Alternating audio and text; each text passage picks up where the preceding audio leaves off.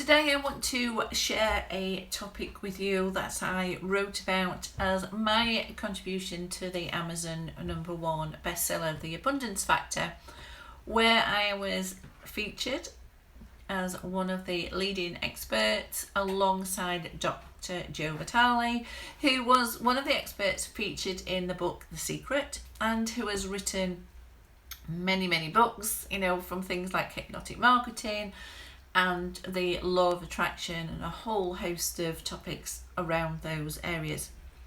Now, if you truly want to live an abundant lifestyle, then you need to release yourself from the chains of debt and take clear action so that you can allow the universe to bring more abundance into your life.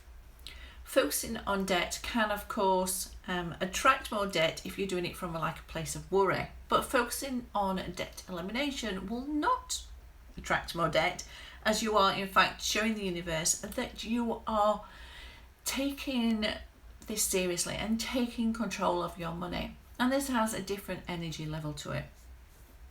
You are clearly saying that you want to eliminate debt.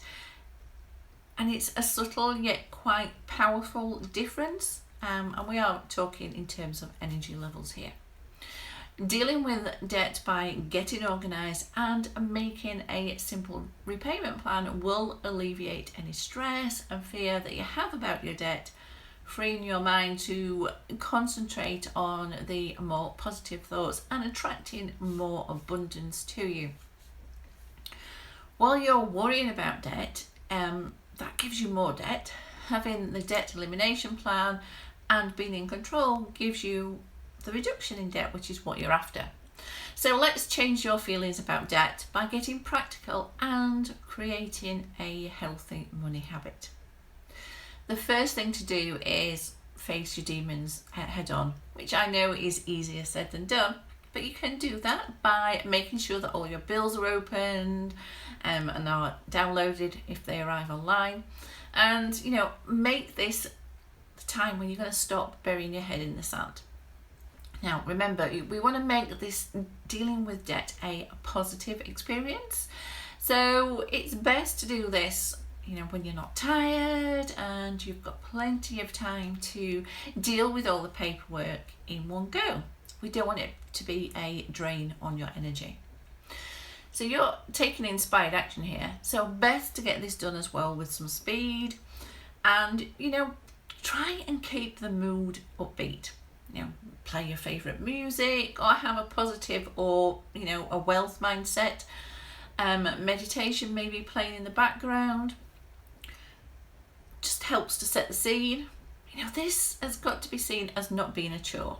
It is something you need to do. You've accumulated the debt, so you need to deal with it.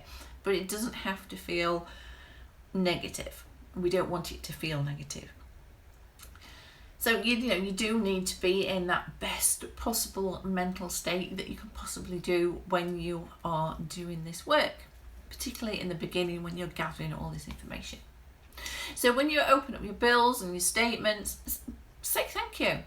I know this might seem a little weird at first, but each bill will have been for something that you've already received or are about to receive.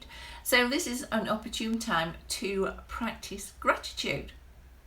As you examine your credit card statement, reflect on all the the fabulous purchases you have made, or the necessities that you have needed to purchase on this account, and having this account has allowed you to purchase.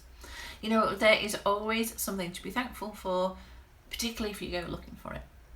Also, take your time when you're opening the bills to just appreciate what you have in life, and this all helps to reduce the stress associated with them. And let's face it, nobody really likes paying bills, but making the best possible positive action that we can will really help with your attitude towards them and the energy levels you have towards them. And remember, the more that you express gratitude, the more abundance actually flows to you. So your feelings are very important here.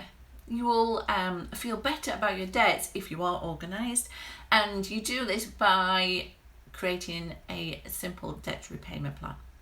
Such a plan helps you to keep your eye and your feelings on the price of reducing your debt rather than accumulating it.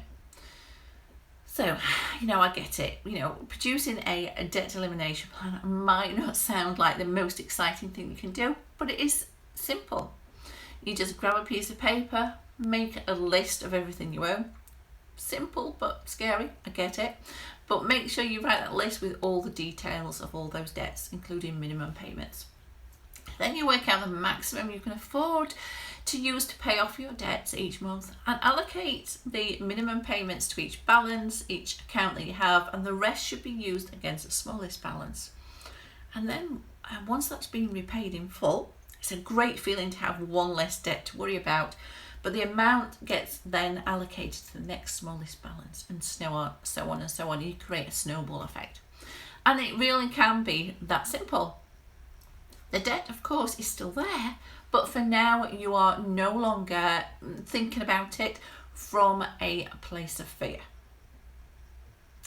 So, what else can you do to think positively about your debts?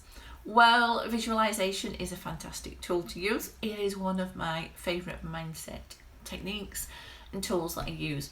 Visualise receiving your credit card statement, just looking at the balance and seeing that it's nil. You can try visualising your bank statement and seeing your desired balance available to you there as cleared funds. And alternatively, you could visualise a letter from the bank saying your mortgage has now been repaid in full, and just imagine what that feels like. And then visualise this often. Yes, it will take some time, but your mind will start to believe these visualizations. And when you do, your unconscious mind will start to then look for ways to make this happen. And that then helps you bring more funds to you, because you go looking for opportunities. And once you've got those additional funds, they can use them to repay your debts quicker. So just remember, eliminating debts is one of the main money habits that you should be developing, along with having a plan for your money, in other words budgeting, routinely saving, as well as spending consciously. But if you do need help with any of these basic money habits and how you can set them and deal with them, then please do join me in the Financial Fitness Society, details of which are below this podcast. So until next time.